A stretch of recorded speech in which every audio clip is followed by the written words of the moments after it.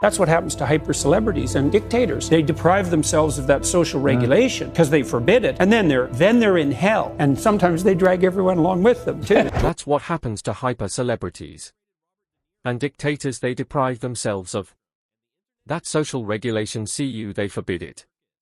And then they're in hell. And sometimes they drag everyone along with them too. Jordan Peterson has absolutely eviscerated Robert De Niro for his expletive-filled Trump tantrum, and the internet is eating it up like popcorn at a political circus. The other thing too is that fundamentally, and I've probably been sinful in this regard to some degree. You actually don't want to know what celebrities think politically first of all. It's no more interesting than what anyone else thinks politically. Yes, and they are also there in their bubble. The outspoken social commentator's brutal takedown has left De Niro metaphorically sprawled on the floor, struggling to piece himself back together like a botch sequel. So it's strange to see the Hollywood celebrity crowd subordinate their art ethically to politics. It's fear.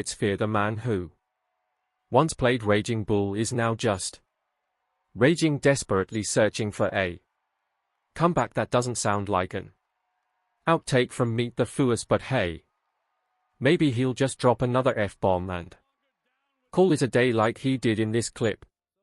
__ Trump. It's no longer down with Trump, it's __ Trump. So what exactly did Jordan Peterson say that turned De Niro into an overnight meme and the internet's favorite punchline? We've got all the scorching hot takes and savage comebacks right here, so buckle up and stay with us till the very end. Jordan Peterson has unleashed a verbal smackdown on Robert De Niro, and honestly it was long overdue. De Niro has made a second career out of bashing the current president, turning every interview, award show, and probably even his dinner orders into a political tirade. I mean, he's so blatantly stupid. He's a punk, he's a dog. His unfiltered rants have become as predictable as a bad sequel, and for the longest time no one has managed to put him in check until now. Enter Jordan Peterson, armed with logic, wit, and the kind of verbal precision that left De Niro stumbling like he just walked off the set. A taxi driver looks like this time the tough guy act didn't quite land the punch. The other thing too is that fundamentally, and I've probably been sinful in this regard to some degree. You actually don't want to know what celebrities think politically first of all. It's no more interesting than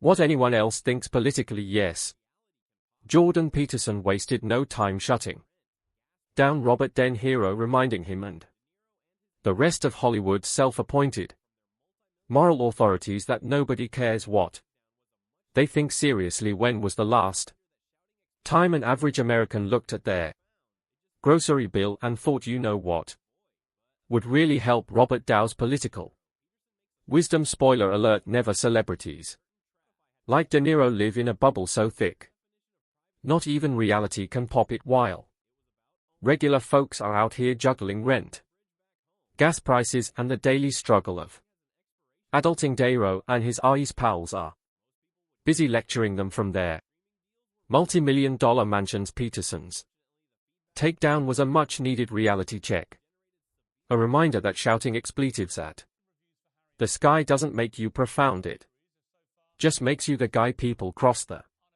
street to avoid. But aside from his fiery takedown of De Niro, Peterson makes a stronger case why celebrities fall into a certain trap. Things I've noticed about celebrities: it's a big danger. Imagine you become famous, and as a consequence of that, now you have a persona, and that's you, defined by the social crowd, and there's a certain brand significance that goes along with that, a reputational significance and a value, even an economic value. But the problem is it can become a trap, because if you can only be what you've already been, then you can't be anything new, and That's where people fall into this trap that you described of something like self-mimicry. Right, this worked for me before, look at the effect it produced. I just will do that again, but then you're instantly false. You're instantly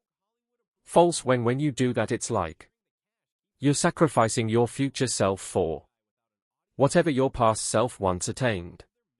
And then you lose that spark that actually is likely the driving force of whatever made you attractive to begin. Within this clip, Peterson is breaking down the great mystery of our time: why Robert De Niro insists on acting like a non-nonsense, tough-talking alpha male, even when no one's asking. Society has this grand image of him as a fearless, gritty, take no prisoners kind of guy, and let's face it, that persona has been his golden ticket to fame and fortune, so naturally he clings to it for dear life, even if deep down he's just another Hollywood actor playing a part. That's why he can't resist launching into yet another exploitive-filled tough guy tirade. It's not about speaking truth to power, it's about keeping those woke Hollywood approval ratings sky high and ensuring the cash keeps rolling in after all. What's a tough guy without an audience to applaud his bravery from the safety of their million-dollar mansions? This explains why he has had several run-ins with Trump supporters like this. These guys are the true heroes. They stood and put their lives on the line for these low lives for Trump. They lied under oath. Right, who lied under oath? What are you telling me? Those two tra behind you? Excuse me, those two traitors behind you? They lied under oath. That's right. What are you saying? They're traitors. They are traitors. You got a I don't know. I don't even know how to deal with you, my friend. I don't even know how to deal with you. They stood there. They didn't have to, and there were other ones in there who probably were in with them a little bit too, and they found a way to get around. Not these guys. They stood there and fought for us, for you. Well, they weren't fighting for me. No, yeah, no. They fought for you, buddy. You're able to stand right here now. They are the true heroes. I'm honored to be with these two heroes today, from former Capitol Police Officer Harry Dunn and former Metropolitan Police Officer Michael Finone. Here it's painfully obvious that De Niro has absolutely no facts to back up his claims, not that he seems too concerned about such trivial things as reality. He looks completely lost, like a man desperately trying to remember his lines in a script that was never written. But hey, when your entire career is built on playing the same tough guy character, why stop now? Facts don't matter when you can just scowl, throw in a few expletives, and hope the woke mob showers you with applause. It's almost adorable how hard he tries to sound profound, as if stringing together aggressive sound bites somehow equals wisdom, but really, it just looks like a tired actor putting on yet another performance, this time for an audience of Twitter activists and Hollywood elites who will cheer him on as long as he sticks to the script they approve of. You can practically see him mentally counting the brownie points he's racking up. If only Oscar voters gave out trophies for most desperate attempt at virtue signaling. However, Jordan Peterson sees through this performative and has a word for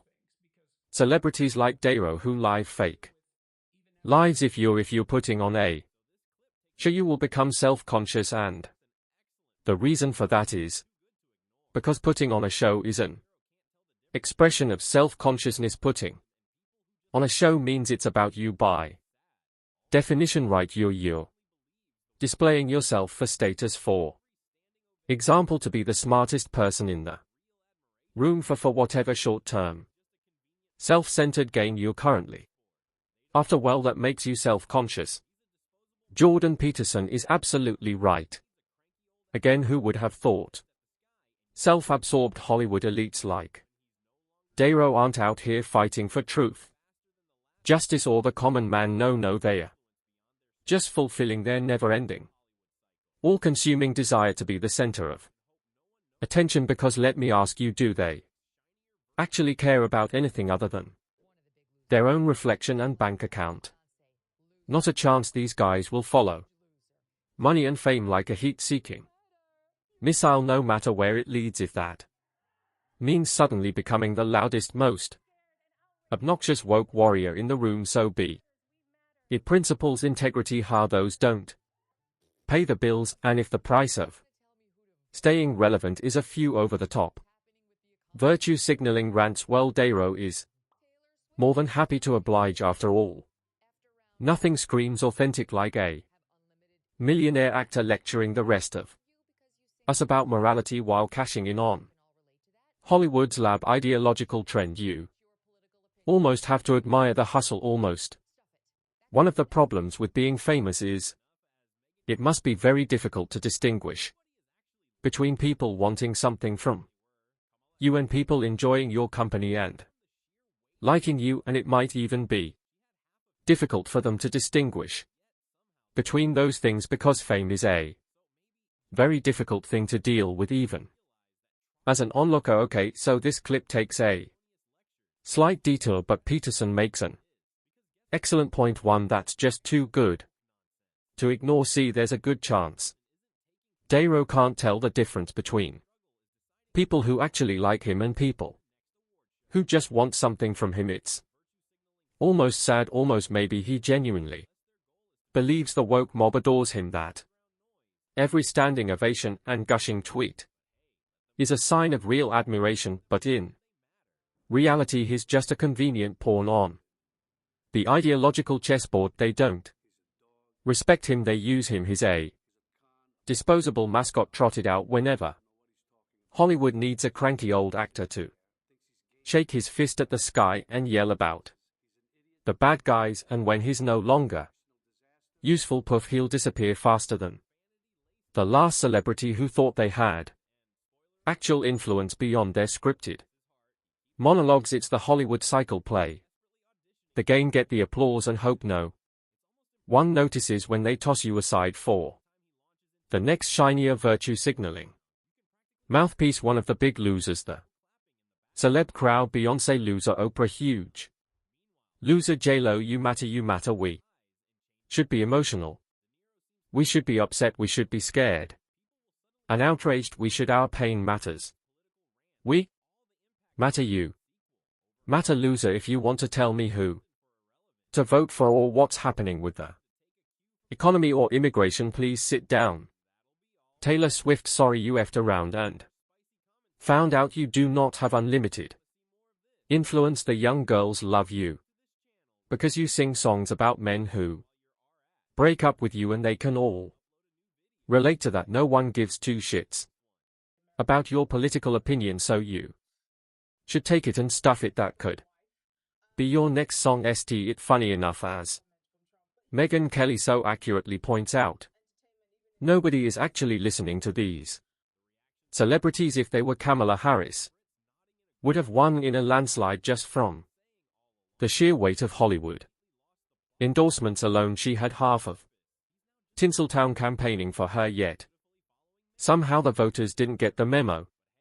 Shocking. So maybe, just maybe, it's time for the woke brigade to realize that TR in out overpaid actors to deliver sanctimonious lectures isn't the winning strategy. They think it is because guess what? People are getting tired of the woke nonsense. It turns out that the average person isn't taking political advice from people whose biggest struggle is deciding which designer gown to wear to their next award show. The more Hollywood pushes this virtue signaling circus, the more people tune out. So unless their goal is to become the political equivalent of background noise, they might want to reconsider their tactics, but hey, let them keep going. It's fun watching them pretend they matter. I mean, he's so blatantly stupid. He's a punk, he's a dog, he's a pig, he's a con, a ___ artist, a mutt who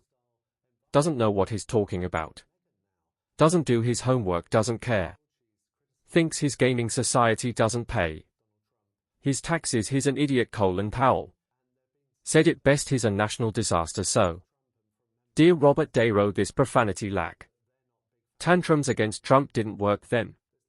And spoiler alert, they're not going to work now, but bless his heart, he keeps trying like a washed-up actor, desperately auditioning for a role no one is casting. It's almost impressive how committed he is to the bit every time he launches into another exploitive filled meltdown. You can practically hear Hollywood's elite slow clapping in the background, pretending he's saying something profound. Meanwhile, the rest of America just rolls its eyes and changes the channel. De Niro seems to think that if he yells loud enough, people will suddenly take him seriously, but sadly, his ICAL rants have all the impact of a bad sequel, overhyped, unnecessary, and destined for irrelevance. Maybe it's time for him to take a cue from the voters and move on, and that'll be all for today. Folks, if you enjoyed our spicy commentary on Dow's tantrums and you want to see more of this, then hit the like button and subscribe to this channel. Remember to turn on the notifications while you are at, so you receive updates once we upload a new video. Thanks for watching and see you in the next one.